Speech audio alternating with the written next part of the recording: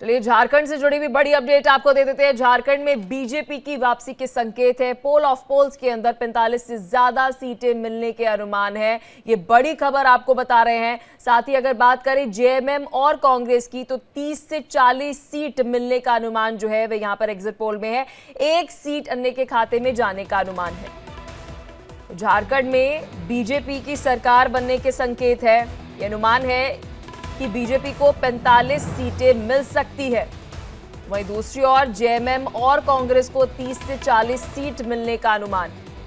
ये बड़ी खबर एग्जिट पोल से जुड़ी आपको बता रहे हैं। बता दें कि कल दोनों ही राज्यों में विधानसभा चुनाव थे, मतदान थे और झारखंड में सेकेंड फेज की यहां पर बता दें कि 38 सीटों पर मतदान हो रहे थे। तो वहीं दूसरी ओर महाराष्ट्र में एक ही फेज में 288 सीटों पर कल मतदान हुआ। और अब एग्जिट पोल से जुड़ी आपको बड़ी अपडेट दे रहे हैं। संकेत ये है कि झारखंड में बीजेपी की सरकार बन सकती है।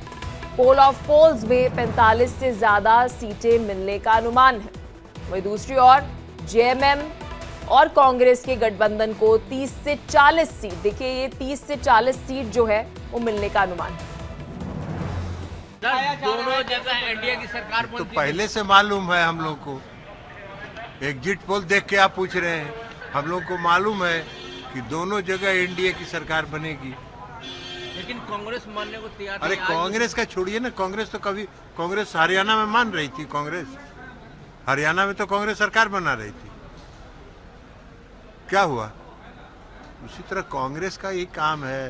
कांग्रेस मुंगेरी लाल का सपना देखता है, देखने दीजिए। लेकिन लालू यादव कह रहे हैं बीजेपी हार रही है, एनडीए छोड़िए ना भाई, लालू जी को नहीं जानते हैं, आज से हैं। लालू जी को देखे नहीं है, वो मस्खरा करने के, वो उनकी पहचान वही है। उनकी पहचान जो है वो अपनी पहचान कैसे खो देंगे?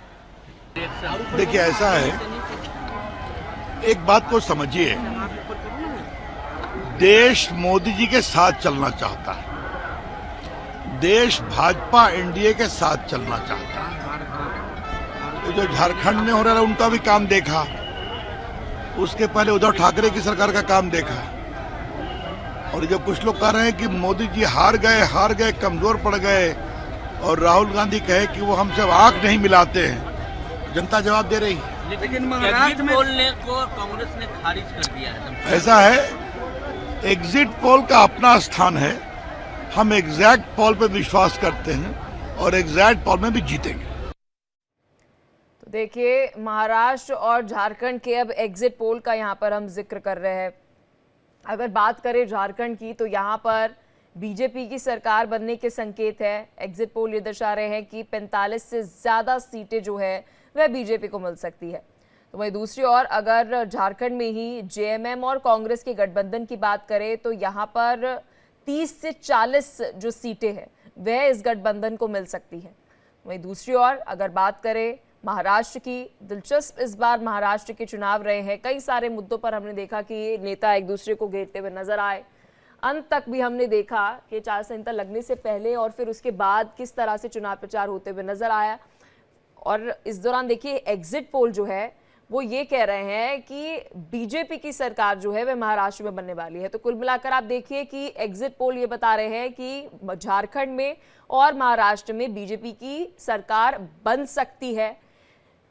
तो देखिए महायुति को बहुमत जो है वह महाराष्ट्र में मिल सकता है। तो देखिए महाविकास अगर अघाड़ी की बात करें और साथ ही अगर हम बात करें महायुति की तो यहाँ पर कांटे की टक्कर जो है वो देखने को मिल रही थी। लेकिन एग्जिट पोल अब ये दर्शा रहे हैं कि संकेत ये है कि दोनों ही राज्यों में बीजेपी की सरकार बन सकती है। पोल ऑफ पोल्स में महायुति गठबंधन की सरकार बनते हुए नजर आ रही है। अनुमान ये है कि 152 कुछ सीटें जो हैं वो बीजेपी और शिवसेना शिंदे गुट, एनसीपी, बता दें एनसीपी अजीत पवार गुट को जो है वो मिल सकती है। तो वहीं सामने कड़ी महाविकास अघाड़ी की अगर हम बात करें, यहाँ पे 126 सीटें मिलने का अनुमान है महाविकास अघाड़ी को।